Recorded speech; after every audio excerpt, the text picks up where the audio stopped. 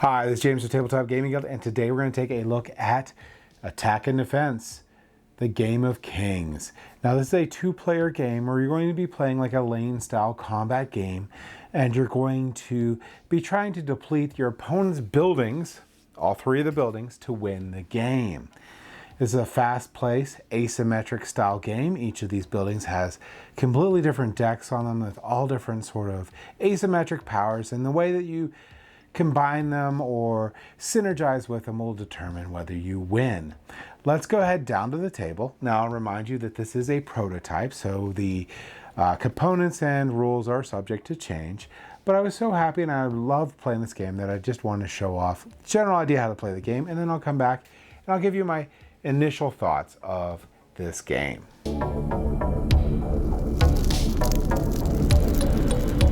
Alright, so this is Attack and Defense, the Game of Kings. And I just wanted to start off by showing you all of the different decks that came with this prototype. So there's a lot of different decks that you can use in the game. Each player is going to pick 3 of these and build up their little fortification for the game and try to either attack or defend, but either way, if you knock out all 3 of their fortresses, you will win the game. Now, I won't be going over really the horde so much, but there is a horde deck, and these ones here are pretty cool cards. They ignore most things in the game itself, and they're just going to come out, and most of them are going to tell you what lane they do, or they're going to do something nasty to you. But there's 3 of these fortresses, and if you take them out, you're going to get a bonus. But beginning each round here, you're going to flip over the top 3 on each deck, and they're just going to relentlessly come towards you. So that is the solo mode for Attack and Defense. Like I said, I'm not really going to go over it. I just want to show you that it exists and some of the cool art that comes with it for this horde. But that's the solo mode. And also to remind you that this is, again, a prototype. Everything in here, art, rules, are all subject to change. But what you're going to do in this game is you are, like I said, going to pick 3 of these different factions, and each of these factions are very asymmetric. They all have different strengths and weaknesses. Some of them are better at defending, some of them are better at attacking, and they can synergize with each other, which is really, really cool. Alright, so if we take a look at one of these, we're going to take a look at this one I had up before. The cost to deploy the card is going to be right here. And each round you're going to, which is a day, you're going to get more and more power to be able to deploy these. You're going to start with 1, so these 1s you can put out. And this one here says like 1 of your other units gets +1/+1. So this is a sword polisher. This one here, 1 of your units has armor 2, so it can get a little bit more defense. Workshop here, you can play cards that will cost 1 less. So this is a basically support deck. And if they take out this fortification, the player is going to get, when this building is destroyed, enemy units get +2/+2, which is really bad for you. So you have to balance out the supportiveness of the deck versus the detriment that you're going to get for having the deck depleted. And we're going to go over all that in a minute, but I just wanted to show you some of these here. So this one's pretty high cost, but this one here, after every trick you have played, this effect will be triggered. You may draw a card, which is really cool. So in this game, there's going to be mainly these cards here, and there's going to be tricks that you could play. So here's a trick. Look at the top card of your building, then draw a card. And this will cost 2 power to do that. And when you play a trick, you're going to be able to play these in sequence on your turn and be able to do these, and you could do them in battle. Some tricks are really interesting on how they could change up the different lane style combat that's in this game. There's also cards here that you're going to be able to place face down, so the opponent won't know what they are until you flip them over, and when you flip them over you have to pay for them, sort of like Yu-Gi-Oh style. Here's going to be, in these green decks are normally pretty defensive or highly aggressive. This one here is going to be more on the defensive end. This is going to let you search for buildings. You're going to have some ones here that give assistance. Assistance is going to be go over in a second. That's when you actually can have 2 characters in a lane instead of 1. This one's one of my favorite. This is a Deadly Blossom. This one here is just pretty much has poison, or the idea of poison. So this in this game calls it deadly. Whenever anything hits it, it dies. So this guy might die, but I'll take you guys out. And some of these still have big animals in them. So as you can see, there's a lot of different decks in here. Go over one more here. This one's one of my favorite because it has a goblins. And this one here is a pretty low costing deck. You want to get these guys out really quick. Deal 1 damage to the enemy building before battle. So belligerence is a really good ability to have on these guys. These guys just sort of have crazy stuff here. This one deals 1 damage to himself at the end of combat, but he's a 4/1. Oh, by the way, this is attack. That's defense. Axe throwing. It's a great trick. Deal 4 damage to an enemy unit. I could just take them right out. So there's a lot of really cool attacking cards in this one. And one of my favorite factions to play with.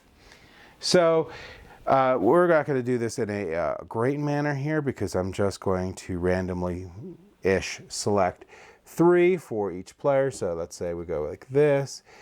And these are the 3 factions each of the players pick. All these other cards here are going to go off to the side. You could mix and match and play them in different games, but you're going to pick 3 factions. You're going to shuffle up those decks, and you will place each of your fortifications out here. So this will have 3 fortifications. You're going to determine who's going to be the attacking player and the defending. We're going to say this is the attacking player, and this will be the defending player. All right, so you'll shuffle up these decks. You'll have their fortifications all set up really neatly. And then each player is going to get these cool vaults. Now, the vaults are going to be a little different. There are a lane that you can have combat in, but you can't attack the vaults. You can't destroy any of the cards in the vaults. They are what they are. And you're going to, before the game starts, you're going to go through your decks. You're going to pick 3 cards that you would like to have in your vault. I'm just going to randomly grab 3 and put them in a vault, but you would go through and you would find out which are the 3 cards that you want to sort of guarantee that you're going to be able to draw in the game. You're going to put them in the vault. These are safe. They will cost 2 power to remove if you want to draw one of these instead of your normal card that you're going to draw for the turn. But like I said, when you need to get them out, you need to get them out. And these are tokens. Tokens are you might be able to summon these in the game. If you summon them in the game, they'll go in the lane that you want, or they're told to go into. And if they're destroyed, they're just removed from game. If they're returned to hand, you will actually return these to your hand, and you can pay the power cost on the top to put them back out. Okay. So you have your attacker and you have your defender. You're going to set the 1 die to day 1, and then each player is going to get the equal amount of power for that day. Now, there's cards that could bump you up or down for your power on this, so be aware, but in general, you're going to gain 1 power per every day. There's going to be one more deck we're going to bring out. The other deck we're going to bring out is going to be the deck that we're going to flip over each day to see what effect might happen. All right, so there's going to be this giant deck that we're going to flip through for every day. Most days have a lot of cool events. Some days are just going to be a normal day, nothing happens. But all sorts of cool things can happen. Some of them will last longer than others, but we'll shuffle these up and we put them off to the side here. Now, the first day is going to be considered a normal day. Okay, so one correction here. These are buildings instead of fortifications. I keep calling them fortifications. They're buildings. Each turn order, so day cycle, is going to go over several different steps. You're going to have the start of the day. You're going to have the king's orders. You're going to have combat preparation. You're going to have combat, and the day ends. When the day starts, you're going to flip over one of these day cards, but for the first round, it's going to just be a normal day, so nothing's really going to happen. You're going to set the die equal to the day. For right now, it's 1, so everyone gets 1 power that they can spend. The attacker is going to go first. They have their supply points. They're going to trigger any abilities, which they don't have any cards out, so they have no abilities right now. And they are going to draw 2 cards. Now, the cards they're going to draw from these 3 decks. Those are free. You can draw 2 from any one of those decks. If you want to draw from the vault, it's going to cost you 2 power. There's not enough power to do it, so you're going to draw 2 cards. You're going to look at your cards, and here's going to be how much they cost. Now it happens that in this first turn here, this player is not going to be able to play any of these cards because they don't have enough power, but they have a cool Pathfinder here that they can play in the future, and they have a cool trick they can play in the future. So the attacker's going to hold on to their cards and say, go ahead, defender. Defender's going to draw 2 cards. The defender draws 2 cards, and they also happened to get 2 cards that they can't play, but that's okay. We're going to go into immediately day 2. So we'll move this die up to day 2. These powers will go up. I'll go up to 2 power, and the opponent will go up to 2 power. We'll flip over a new day card, and this one's going to say beaten track. Only the foremost units in each row can fight. So I don't have any units in each row, so we're good.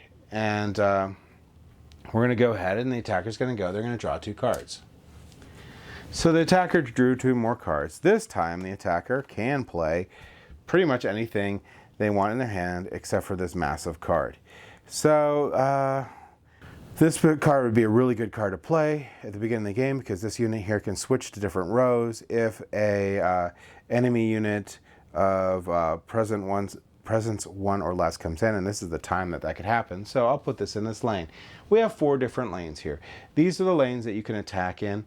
You could attack in this lane, but you're not going to be able to do anything for the vault. So a lot of times players will put supportive characters in here. But you still may want to kill your opponent's supportive character. So that is the end of the attacker's turn. If the attacker had some tricks that they could have played them now. Now the defender is going to get to take their turn. So I could have done tactics or tricks or tactics. You could switch different rows. It's going to cost you the presence in for that character, which is going to be that red dot there. So in this case, 1 to move them around. But this character had a cool ability that it could move around anyway. So the defender is going to draw 2 cards. I'm going to take a look. I'm going to see what I want to play. I could play whatever I want here for them. Well, I could only play these 2 cards. And I sort of worried that he's going to try to kill me here. So, but if I don't do anything at all, he's going to do 2 damage here. So I'm going to throw this one out. And of course, this guy is going to move the guy over because he would like to kill my guy, but he's going to deal 2 damage to one of my buildings, and I'm only going to do 1. So that's the king's orders. Okay, now we're going to do combat preparation. Any cloaked units, which are those units, I don't have any out, but cloaked units, you get to set them face down. At this point, they get revealed, so you're going to flip them up, and you're going to have to pay the cost immediately at this point for those cloaked units. You're going to trigger any abilities or whatever that need to happen, and it's going to go, in the defender's point of view, left to right for combat. Attacking player is going to come down, attack, attack, attack, attack, and that's how that works.